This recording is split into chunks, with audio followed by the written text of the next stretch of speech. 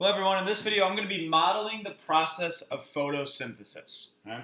So let's first start with our setting. So this would be taking place inside a plant cell, right? And inside the plant cell are these different organelles, right? You could have a nucleus, you could have a mitochondria, and this green thing right here, this is going to be inside the plant cell and it's going to be our chloroplast. So this is where photosynthesis is going to happen.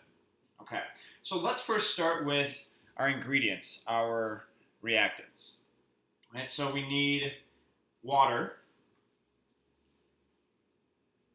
we need carbon dioxide, and we're going to need sunlight.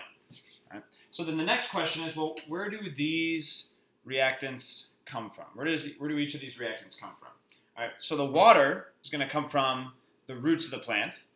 Right? Carbon dioxide is going to come from the atmosphere. And this is just a little bit more of a detail, but there's these tiny microscopic holes in the leaves that the carbon dioxide is going to move in through. Right? So that's how carbon dioxide is going to get here. And then finally, sunlight is just going to penetrate the leaves, go through the plant cell, and then hit the chloroplast. So solar energy just goes right to the plant.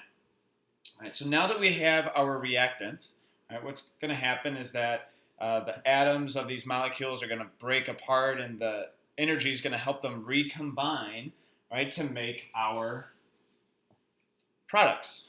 So our products are going to be glucose. This is the whole point of doing photosynthesis, is to make this molecule. Right? And there's really two purposes for glucose. Right? The first one is going to be for energy. Right? The plants are going to want to use the glucose for energy right away. They might even store it too, maybe in the roots. But the first purpose is energy for glucose.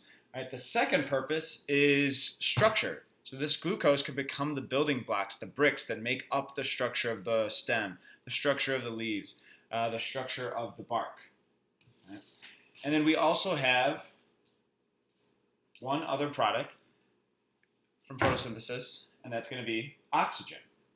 And so then the question is, well, where did the products go afterwards? Well, we already said what glucose is going to do. Plants are going to use it for energy, or they're going to use it for its structure. And oxygen, the plant doesn't want that oxygen at all. So just like the carbon dioxide went through these small microscopic holes into the plant, the oxygen is going to go out of the plant afterwards. And then that just leaves and goes into the atmosphere. And that's good because that's what we breathe in.